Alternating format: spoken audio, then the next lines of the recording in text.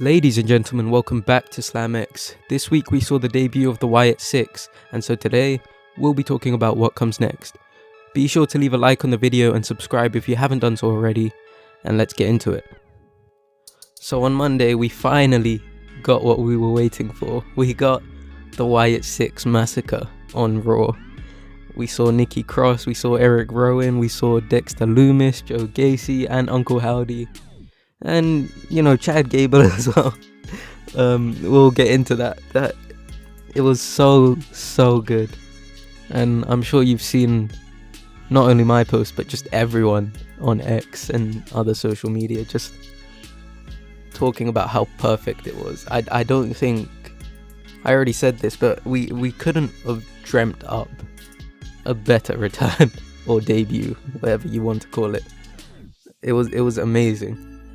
So, obviously, once we've seen that happen, the questions arise on what comes next, and that's what we're here to discuss today.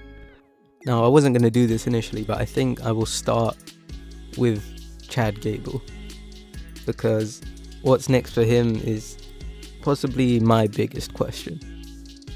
So, obviously, in the massacre, we saw Chad Gable with a head wound that some people are calling a bullet wound. I thought that was pretty funny. Chad Gable had been taken out by the Wyatt Sicks, by Howdy himself perhaps, or Gacy, whoever was. They were both in that area, so we don't know who actually did the deed. But yeah, as far as what's next to him, we don't know. We really don't know. He could be just gone for a few weeks, just absent, and the Alpha Academy do their thing. I've seen the idea thrown around that Chad comes back with amnesia and just completely forgets about everything that's transpired this past month, and he comes back and acts like everything's normal with the Academy. I don't know how I feel about that.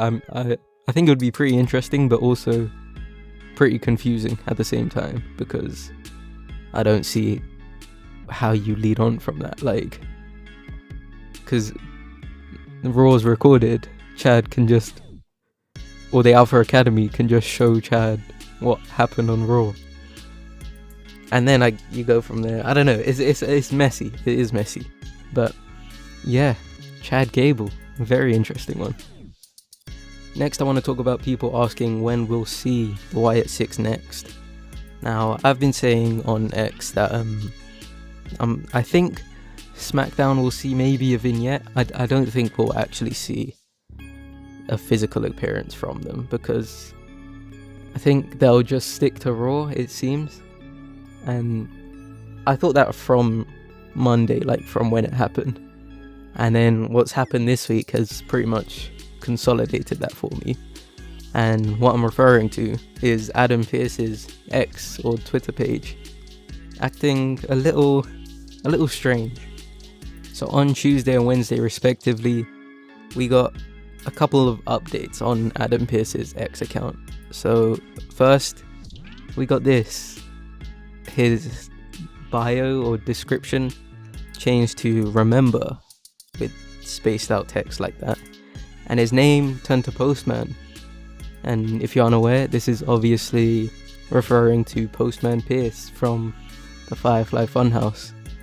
And Adam Pearce is the general manager of Raw.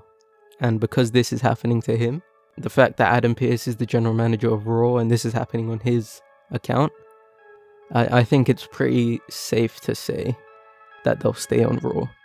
Just because of that history. That is my only reason for saying it, because they may, this is going out on Friday, they may just show up tonight, and that'll prove this wrong quite quickly. But yeah, I think we'll see a vignette. And obviously we saw on Wednesday, he posted this. He posted Pearce always delivers, remember Postman. And yeah, I don't know, maybe Adam Pearce starts acting strange on Raw on Monday. Now, I just want to touch on what I think we're going to see next over the next few weeks regarding the Wyatt Sicks themselves. Now, I don't think we see a match for a good while. Like, I don't think we'll see Money in the Bank. I don't think they'll be in a match at Money in the Bank, but they might be involved. They might attack someone. I think it's going to be promos for a while and vignettes just to flesh out the story for those who didn't keep up with the QR codes, because there'll be a lot of recapping, I would imagine. Maybe we see all the cryptic all the cryptic distorted footage that we got through the QR codes. Maybe we see that more clearer on TV, like on the, I was gonna say Titantron, but that's not really a thing anymore. Just the screens in the arena. Maybe we get a full fleshed out story of how Howdy went and wrote the letters and everything. I mean, we saw him write the letters, but, well, allegedly him. we saw the letters being written and delivered by Postman Pierce, perhaps. You can hear the cogs whirring in my head right now. But yeah, as I said, I don't think they'll be in a match until maybe SummerSlam, and that's when people are saying Alexa's gonna get involved. I don't know, the Alexa thing is difficult to comment on, but the main thing that had me convinced about Alexa is the 2 links we got right at the beginning. And I think this was even before the members leaked. People lined up the letters in the URL as initials for the members, and eventually it was proven correct. And then we had the other link that kind of looks like the last letter in each of their names, but that could very well be a coincidence, especially because I think one of them's out of order. I'll have a graphic on screen that you can look at, but yeah, off the top of my head, I think there was something there. I do think Alexa will be somewhat involved at some point. I do not know if she'll be an official member. Same with Braun. Braun has to be involved at some point. And I'm pretty sure they'll probably request that backstage if that's not already in the works. Because obviously they were so close to Bray. And the Wyatt Sicks is for Bray.